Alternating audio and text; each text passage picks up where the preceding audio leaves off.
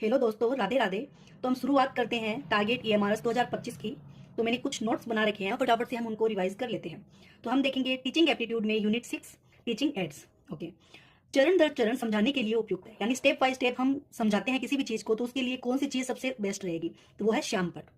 Non projected aid, non projected aid कौन से होते हैं, तो जो रियल ऑब्जेक्ट्स होते हैं यानी वास्तविक वस्तुएं होती है वो नॉन प्रोजेक्टेड एड होते हैं। ओके, इंटरेक्टिव व्हाइट बोर्ड्स क्या होते हैं, तो ये होते हैं modern ICT based aids. Okay, फिर है टीचिंग एड्स का महत्व है, किसके लिए होता है टीचिंग एड्स का महत्व है, तो अधिगम को वास्तविक बनाने के लिए टीचिंग एड्स का महत्व होता है। ओके, शिक्षण सहायक किसको कम करते हैं, जो शिक्षण सहायक होते हैं यानी जो टीचिंग एड्स होते हैं वो किस चीज को कम करते हैं, तो वो शब्दवादी शिक्षण को कम करते हैं। अगर हम लोग टीचिंग एड्स का यूज करेंगे तो हमें वर्बल जो टीचिंग है उसको कम करना पड़ेगा, उसमें हमें सहायता मिल जाएगी।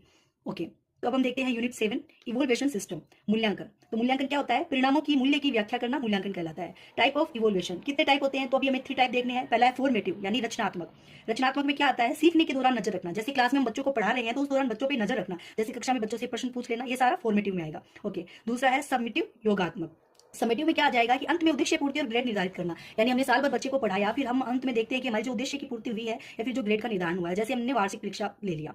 फिर है डायग्नोस्टिक यानी निदानिक, विषय को शुरू करने से पहले कौशल व कमियों का पता लगाना। किसी भी विषय को पढ़ाने से पहले हम बच्चों के कौशल और कमियों का पता लगाते हैं, जैसे हमने बच्चों की प्रवेश परीक्षा ली तो उससे हमें पता चल जाता है कि बच्चे में क्या कौशल और क्या कमियां हैं, तो उसको बोलेंगे निदानिक परीक्षण।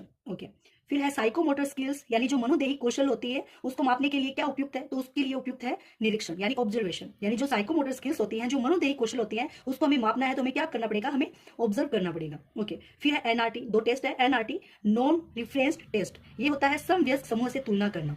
ओके, जैसे एक ही समूह के जो लोग होते हैं उनमें तुलना करना। दूसरा है सीआरटी यानी निश्चित मानदंडों से तुलना करना। ओके, इन दोनों को मैं समझा देती हूँ।